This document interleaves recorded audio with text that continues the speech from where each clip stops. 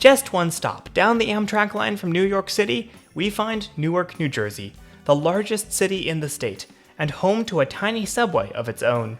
This is the last remnant of Newark's old streetcar system, and while it's often ignored in such a transit-rich area, its 90-year-old lines and stations are riddled with secrets, hidden features, and even abandoned tracks and stations. Well worth a visit for any transit enthusiast. But why does this back alley prove one of my previous videos wrong? Why do I want to dance with somebody? And if you get off at Riverfront Stadium, where's the stadium? The only way to find out is to go for a ride. The Newark Light Rail features 2 lines on a total of just 6.2 miles of track, making it one of the shortest light rail systems in modern America that isn't just a streetcar. The older city subway line starts at Grove Street, while the newer Broad Street extension starts at Broad Street. Both come together and terminate at Newark Penn Station's underground platforms, which we're heading to now. We walk through the concourse, make a right at the north end, and make a left at the McDonald's that no longer exists, to find the subway entrance. Also note that the subway has City Subway cars engraved above the entrance. This dates back to when the line operated using streetcars instead of modern light rail trains. Downstairs, a mosaic romanticizes the modern light rail. An older-looking sign points us to the trains. Fare machines sell tickets to the modern traveler, and a set of sculptures memorialize an old fare counter and its customers. Trips on the Newark Light Rail cost $1.85, or only 85 cents if you're just traveling in the underground portion. We pass the fare validators, which I don't see anybody tapping, and finally descend to the platform, where tiles advertise the long-defunct Pennsylvania Railroad. This underground station opened in 1937, and you feel it when you're down here. It's a world away from the modernity of the neighboring Hudson Bergen Light Rail, except, of course, the rolling stock, which is almost the exact same. We're boarding a Kinky Shario light rail vehicle, which takes us one stop up the original city subway line to Military Park. This station has low platforms, similar to SEPTA's underground trolley stops, as well as signage indicating to board cars at a certain location. Not trains, cars. We'll continue to find this verbiage throughout the system, even on modern signage, reminiscent of the line's streetcar heritage. So per usual for my New York area videos, I am joined by frequent YouTube commentator and apparently the secret sauce to making an amazing video, Avery the Cuban American, who has something to show us. So these are former PCC fare gates. These were the fare gates before it became a proof of payment system. On the walls of Military Park Station, we find Depression-era art depicting workers on the Morse Canal, which used to pass through Newark, connecting the Delaware and Hudson rivers. After the state of New Jersey took possession of it in 1922, this portion of the canal was drained, with tracks laid down the right-of-way and the portion closer to downtown capped with a new city street. The original line was opened in 1935 from Heller Parkway to Military Park. This station was originally named Broad Street prior to the Broad Street extension, as you can see from these tiles. The Penn Station bit was added in 1937, and a short extension to Franklin Avenue opened in 1940. Near where we are, there once stood the Public Service Terminal, which a sign in Military Park still directs us to. This was an impressive structure, with 3 levels of streetcar boarding platforms. On its site today is the Public Service Enterprise Group Tower.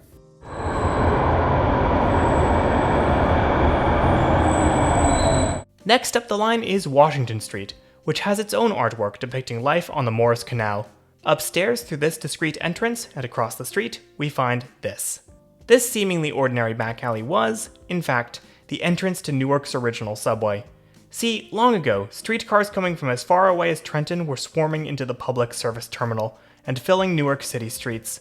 So as a solution, a portal was dug here at Washington Street, with streetcars running under Cedar Street to reach the Public Service Terminal. An intermediary inbound platform was added in 1927 to serve the Kresge Newark department store, and an outbound came along in 1929 to serve McCory's 5 and 10 store. These stores benefited from passenger traffic, including riders transferring between subway and surface cars. At its height, 14 streetcar routes used the underground trackage. When the longer city subway was completed in 1937, a connection was built between the Public Service Terminal and Penn Station. This was only in service for a few months. Bet we'll never hear about that trackage again in this video. Wink!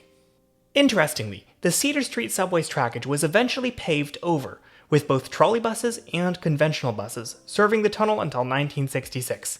Since bus service began in 1938, this makes it America's first true bus rapid transit, not the Ardmore Busway in Philly or the Providence Bus Tunnel, as claimed in this video I made in 2022.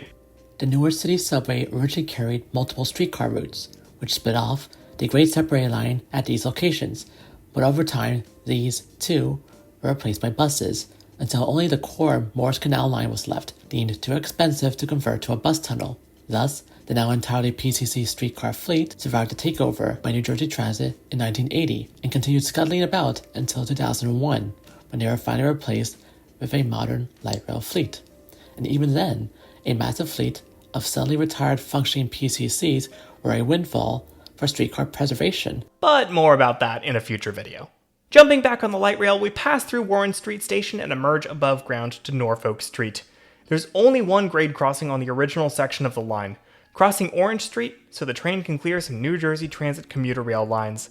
The next several stops run along the edge of Branch Brook Park, and in the distance, we can see the Cathedral Basilica of the Sacred Heart, which also features in the opening credits of The Sopranos, a show I know nothing about, except for the fact that the entire series ended on a cliffhanger with a black screen. It is worth noting that there are stop request strips on this train, despite the fact that there are no request stops on the Newark Light Rail.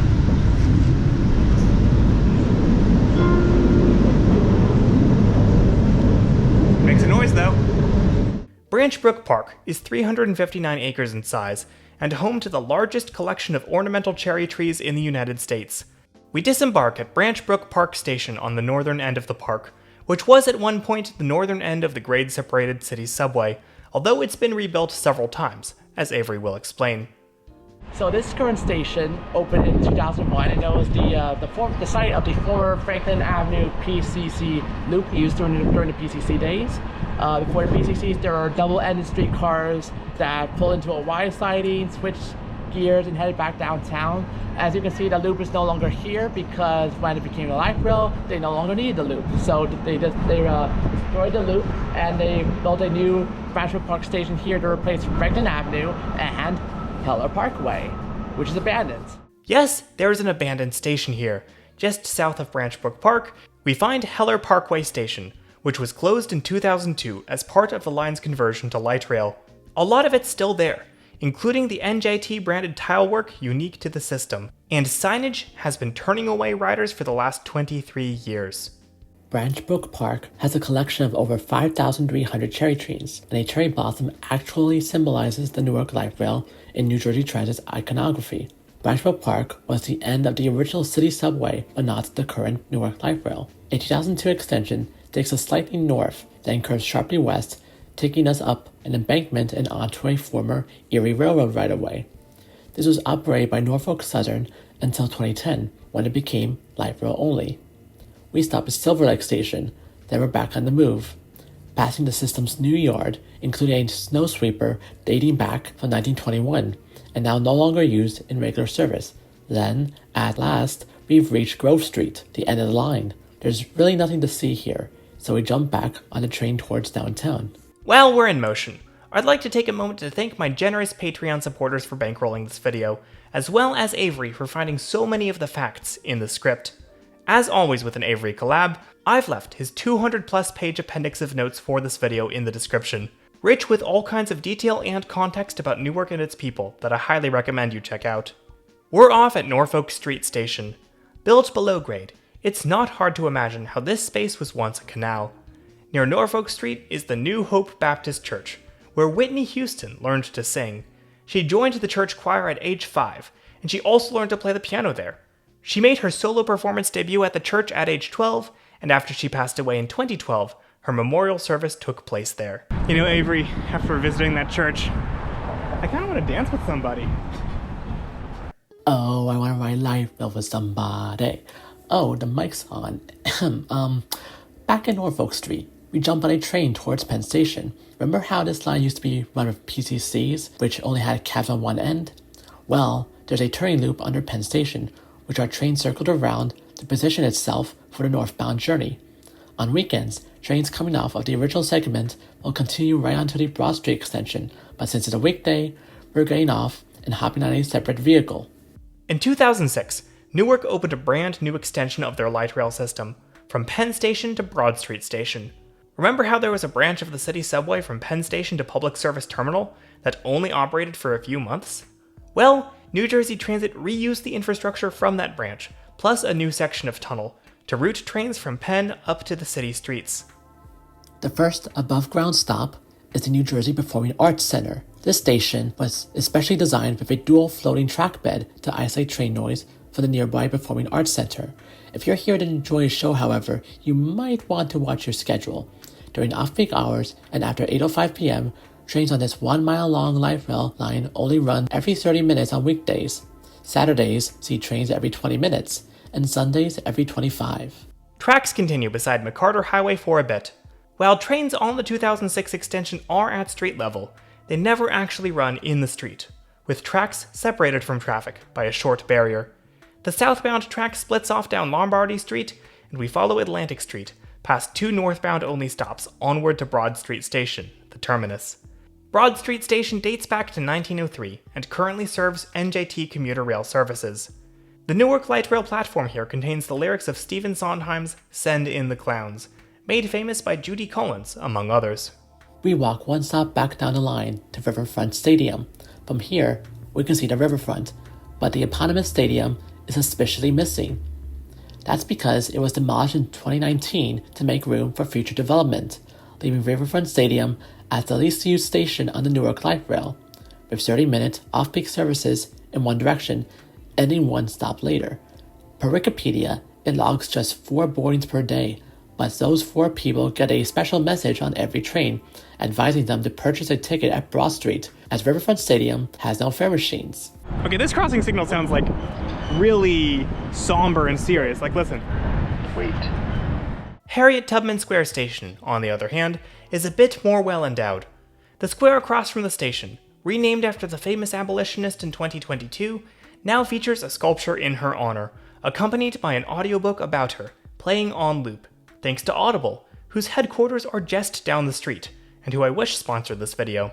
One last train arrives, and we rejoin the northbound tracks, plunging back into the tunnel and returning to Newark Penn Station. And that was the Newark light rail. But that's not the end of the video, because Avery and I need to get some lunch, so we're gonna hop on the Keystone and head over to Manhattan. You excited? I am.